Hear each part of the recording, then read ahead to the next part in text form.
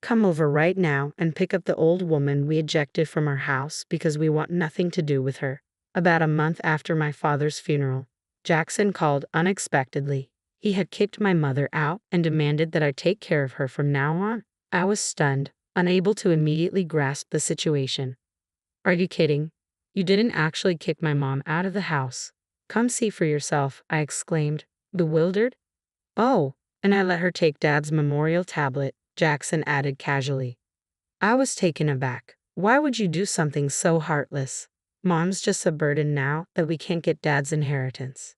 I have no use for Mom, Jackson retorted callously.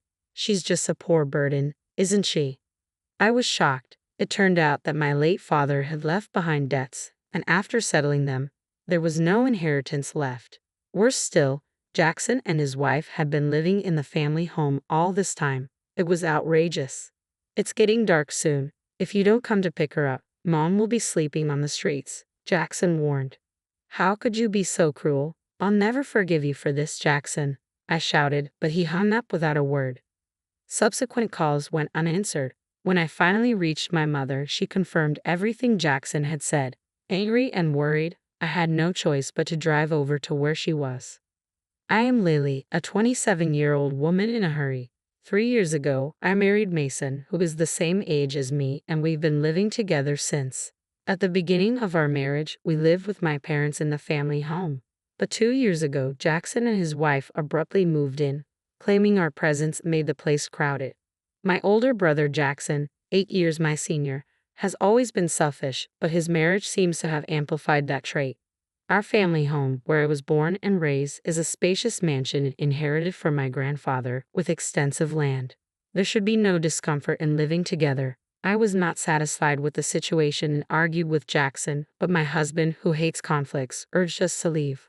Around that time, my father was diagnosed with cirrhosis of the liver, which had already significantly worsened. I wanted to spend his last moments with him, but that didn't happen. The disease consumed my father rapidly, and he passed away a month ago. My heart ached, knowing that my mother must be in much more pain than I was to have my own brother treat us this way amidst all the fresh sorrow. It was pitiful. What would happen next was truly shocking. An hour later, when we arrived at our family home, my mom was sitting desolate on a suitcase in the garden. The front door was locked. Jackson, she said, had taken her keys, using my set of keys. I opened the door and entered with my mom. Jackson and Olivia were sprawled on the sofa, nonchalantly watching TV. Is this some kind of joke? I demanded. How did you get in? I used my key to open the front door. Isn't it obvious? Jackson replied dismissively. Slipped my mind. Leave your key, take the old lady, and go. This isn't funny. How can you be watching TV after kicking your own mother out of the house? I retorted. Besides, if the house remained even after Dad's debts were paid off, Mom has a right to live here. Huh? What are you talking about? Jackson scoffed. Infuriated by his dismissive attitude, I stood in front of the TV. Mom has a right to inherit this house. If you can't live with her, you should be the one to leave, I insisted. Shut up. This house is mine. Dad gave it to me when he was alive, Jackson snapped back. Don't act smart without knowing anything. What do you mean? There's no way Dad gave this house to you before he died, I countered. Mom also looked puzzled, shaking her head in disbelief. Jackson smirked and got up from the sofa, bringing out an envelope from a room in the back. Look at this. What's this? I asked, taking the envelope. Inside were documents proving the inheritance prepared by a judicial scribe, along with his real estate ownership certificate. He said that the property had been transferred to his name a month before Dad passed away, Jackson announced triumphantly. Mom and I were shocked as we looked at the documents. Why would Dad do something like this? I murmured, feeling a mix of confusion and betrayal. Asking a departed person didn't yield an answer. I sighed, looking at his picture. Why would Dad hand over the house to Jackson without discussing it with Mom? Jackson simply shrugged, a smug grin on his face. And his favorite, of course, Jackson boasted. I told him that Mom would take the house once he passed away, so he gave it to me while he was still alive. That can't be. I can't believe it. Open your eyes and face the reality, I exclaimed in disbelief. No matter how many times we checked the document, the property was in Jackson's name. All this just for a house, my mom muttered in disbelief. Is there no other inheritance? Nothing left for Mom. Be glad that the debts are cleared, Jackson retorted. This can't be real. You're not just worrying about Mom. You realize there's no inheritance for you either, right? The bank card he handed over contained only a few dollars. I wasn't after Dad's inheritance, but it was a shock to learn that he had left me nothing. This is too cruel, I muttered, feeling a mix of frustration and sadness. To add insult to injury, Olivia was laughing heartily, seeing our dejection. Now get lost, you poor people. You have no business here, she sneered. Jackson and Olivia forcibly drove us out of the house. Ouch, that hurts, Mom cried out as she fell and scraped her palm when they pushed us out. Blood seeped from the wound as I wrapped her hand in my handkerchief. Tears of frustration welled up and fell.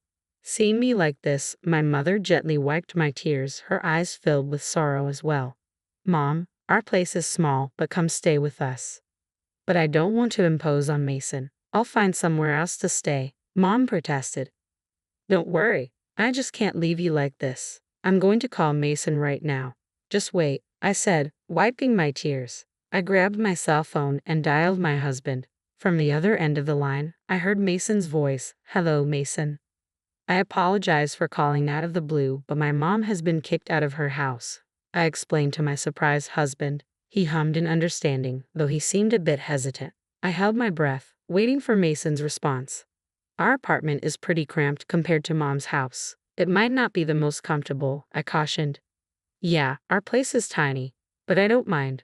Bring your mom over. We've had times where we were taken care of at home too. In times of trouble, we should help each other out, Mason responded warmly. Thank you so much, I replied gratefully.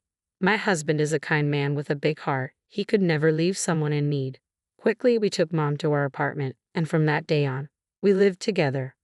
However, living with 3 people in our small apartment was certainly cramped. We didn't have enough savings to buy a house yet, but moving to a slightly larger place might be good. I feel bad for your mom in this small space, Mason admitted as we searched for properties on the computer.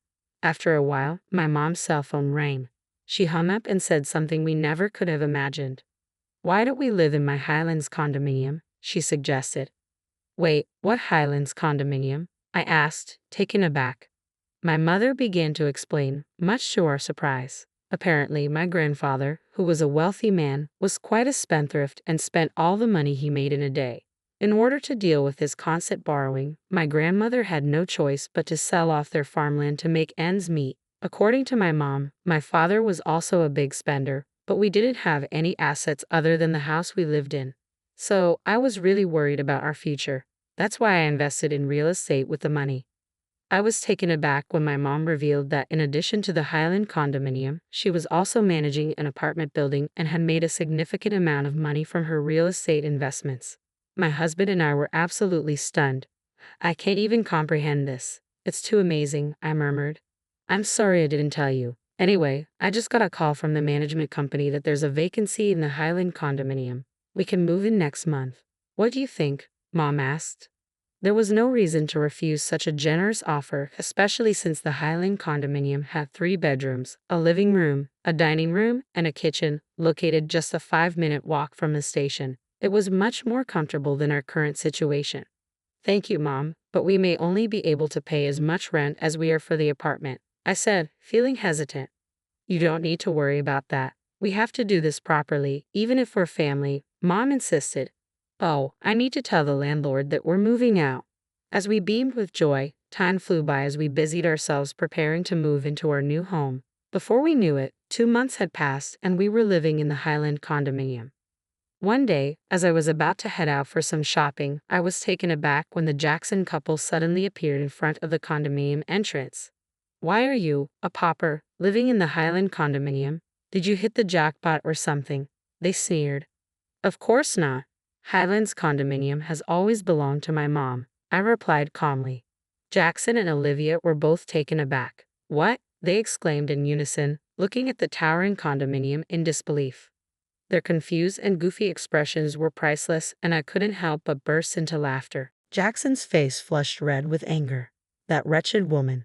I can't believe she was hiding this from us while pretending to be poor, he seethed.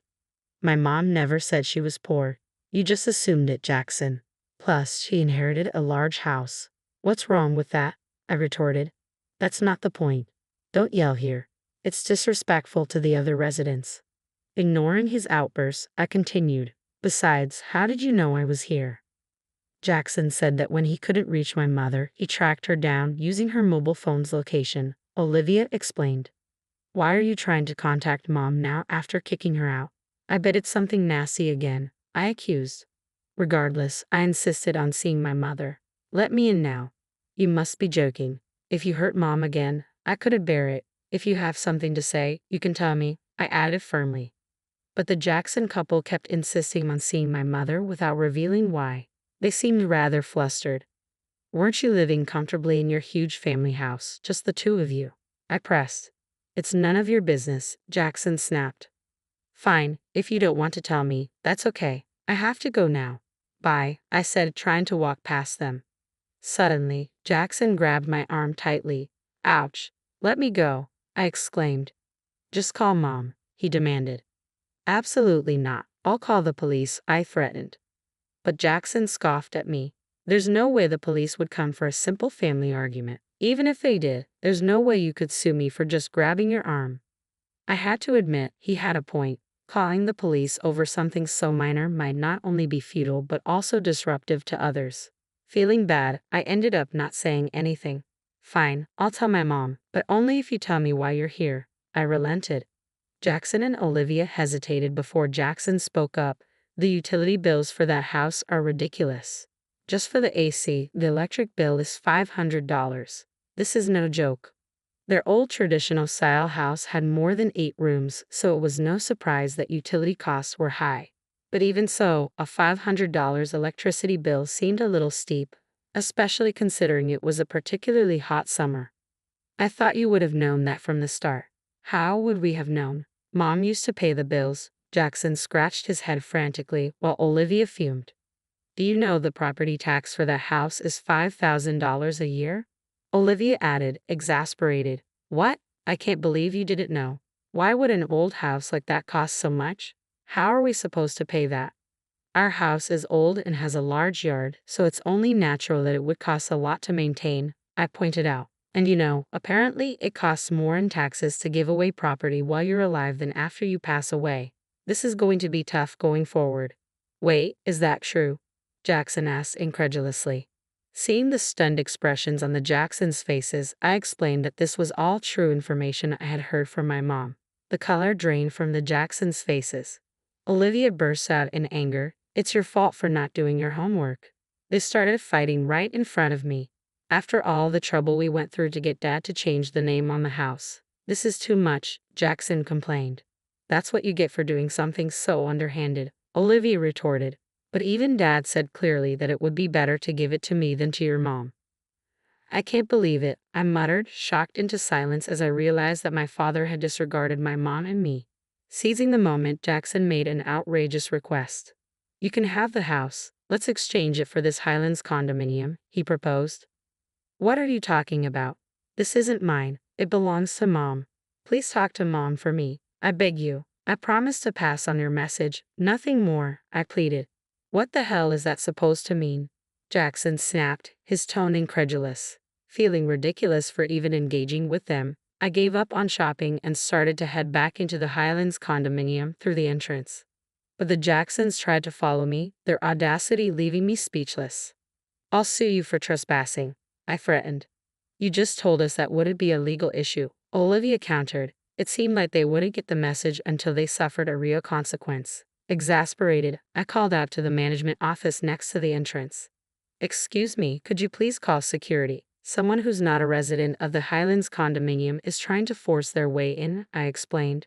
The security guard, who was on standby 24/7, came running immediately. With the large security guard in front of them, the Jacksons were startled. I warned them once again to avoid the same thing happening in the future.